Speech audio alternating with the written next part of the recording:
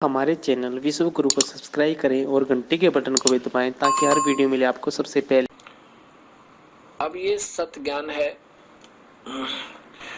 अब इस सत्संगों को सुनकर आम व्यक्ति की जुबान पर यह सत्य ज्ञान चढ़ जाएगा और हो सकता है इस दास से भी अच्छी तरह कोई बहुत मीठी मीठी बात बना के इस ज्ञान को सुनाने वाला भी आपको मिल जाएगा। और आपके अंदर एक विशेष कमजोरी है हमारे अंदर कि हम किसी की लतीफेदार बातें सुन ले उस पर इतने प्रभावित हो जाते हैं बहुत गणे, फिर उसकी महिमा गाँव आइयो हमारे भी सुनाइयो सत्संग आजा हमारे भी। इससे क्या होगा कि आपके हृदय में उस व्यक्ति विशेष के प्रति अपने गुरुदेव से ज्यादा श्रद्धा बन जाएगी और ऐसा बनने से आप पतिव्रता पद से गिर जाओगे। ये गुरु महिमा माता है।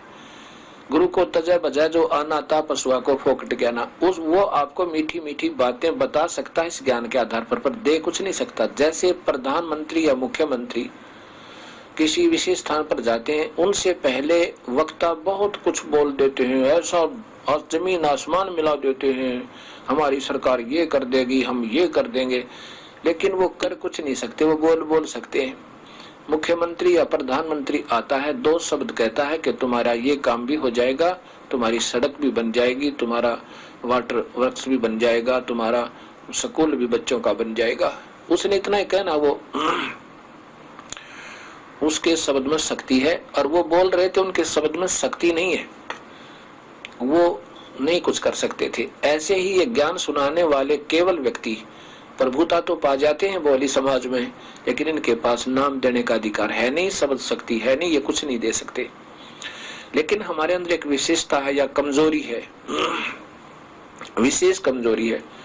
एक समय एक कमाल जो मुर्दा जीवित किया था कबीर परमेश्वर ने, अपने बच्चे की तरह रखा और उसको नाम दिया, सतनाम दिया।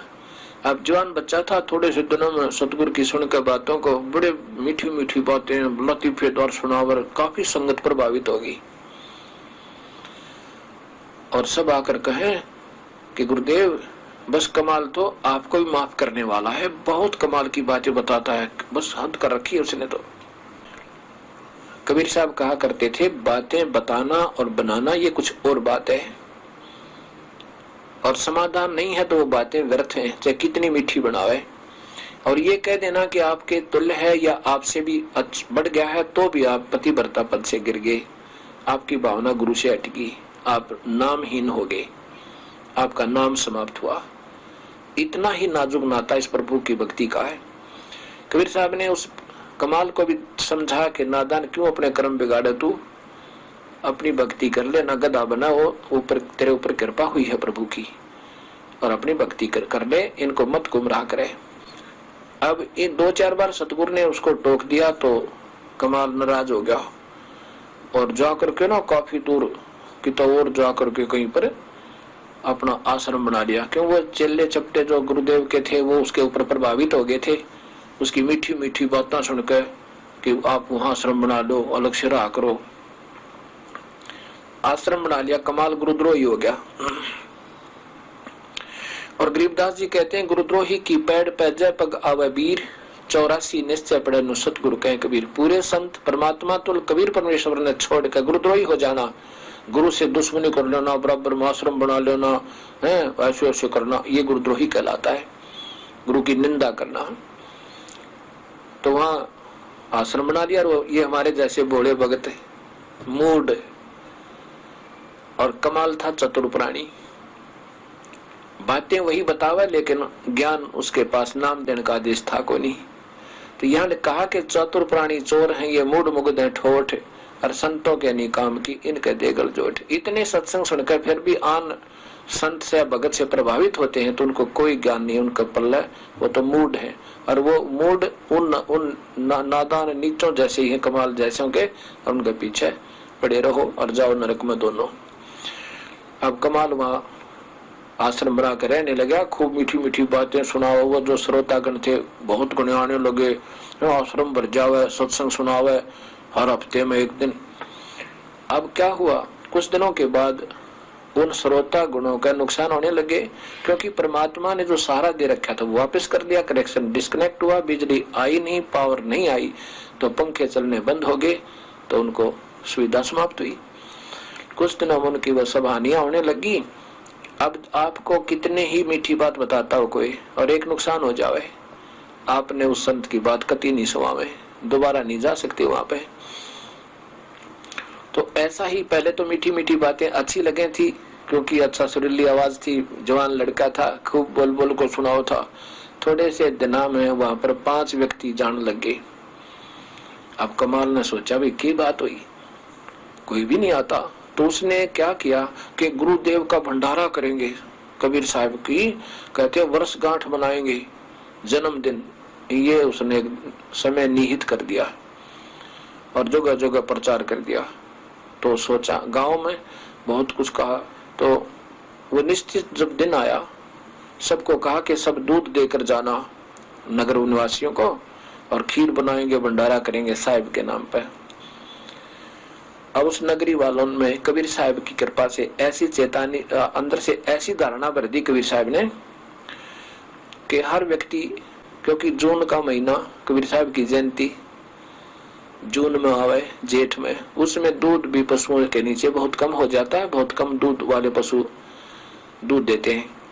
तो हर व्यक्ति के मन में ऐसी धारणा भर दी कि मैं आज सुबह भंडारे में बख्ते दूध डालाऊंगा और दूध की जगह पर पानी डालाऊंगा, जल। और किसने दिखा है मेरे 1 गिलास पानी में, और सब तो दूध डाले ही डालेंगे, वहां मेरा 1 गिलास जल होगा तो क्या पता लगेगा। अब ये सोच के सुबह उठे और लोटे में जल भरे और ढके कपड़े से ढककर, और वहां जाकर कहे सत साहेब महाराज जी, कमाल का सत साहेब भाई, सत साहेब आ गए? कहा जी। दूध लाए हो? कहा जी। डाल दो वहां पात्र में, बाहर एक पात्र रखा था। अब जावे और पात्र पे भी कपड़ा डाला हुआ था, कपड़ा ऐसे करे और नीचे डाले पानी, चल पड़े। सभी के सभी, कोई एक आधा तो दूध लाया नहीं, सभी की ऐसी धारणा होगी लोटा लावे और सत साहेब बोले और दिखावे कि हम लाए हैं, और ड्रम में डाल जावे। वो सुबह पानी का ठोक दिया, वो जल का भर गया सारा। अब कमाल बड़ा प्रसन्न हुआ, क्या तो सारा ही गांव झुक गया, या तो 5-4 ही आते थे। उसने सोचा कि फिर तेरे पे गांव प्रसन्न हो गया।